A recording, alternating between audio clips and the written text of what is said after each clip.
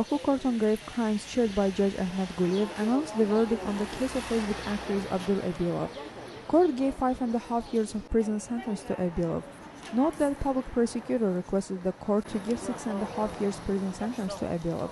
Facebook activist Abdul Abilov was arrested on November 22, 2013 and charged with illegal possession, storage, manufacturing, or sale of drugs, which stipulates a prison sentence for up to 12 years.